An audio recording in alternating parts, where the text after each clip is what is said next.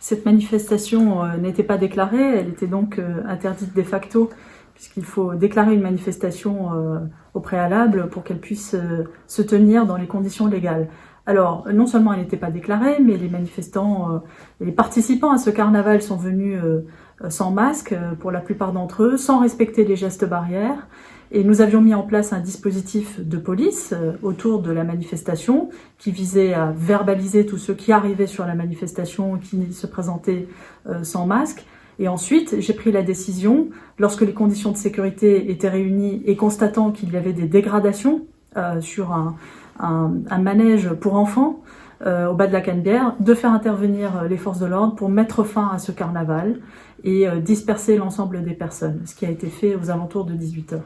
La difficulté était de pouvoir disperser la foule en sécurité pour la foule aussi bien que pour les policiers. Et donc ces conditions de sécurité, elles ont été réunies vers 18h au moment où je décide d'évacuer cette foule. Au préalable, je pense que chacun de ces participants savait très bien quelles sont les mesures sanitaires à respecter et qu'on peut aussi parler de responsabilité individuelle et que tout était possible pour eux de respecter ces règles et de porter le masque, de respecter la distanciation. Ils ont choisi de ne pas le faire.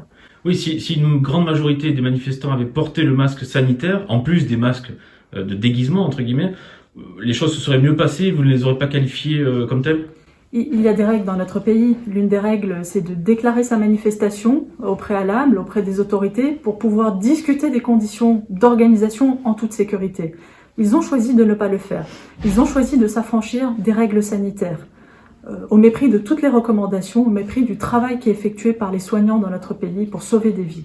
Ils ont choisi ensuite de s'attaquer à un manège pour enfants, à une aire de jeu pour enfants, à brûler des poubelles. Ce n'est pas mon idée du carnaval.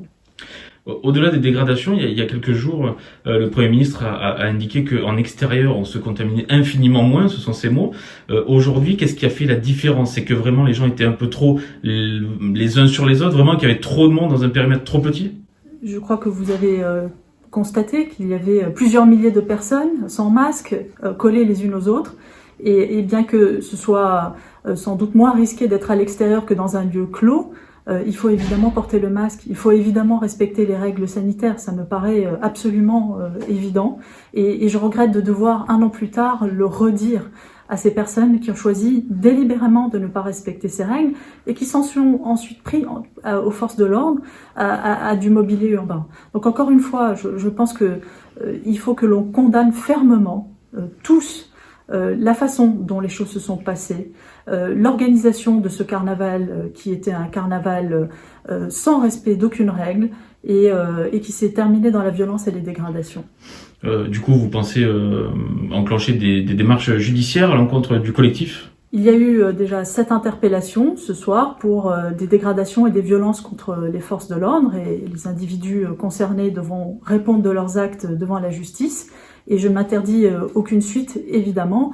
Il y a eu un certain nombre de dégradations et nous allons également identifier les auteurs de ces dégradations pour que eux aussi puissent passer devant la justice et s'expliquer.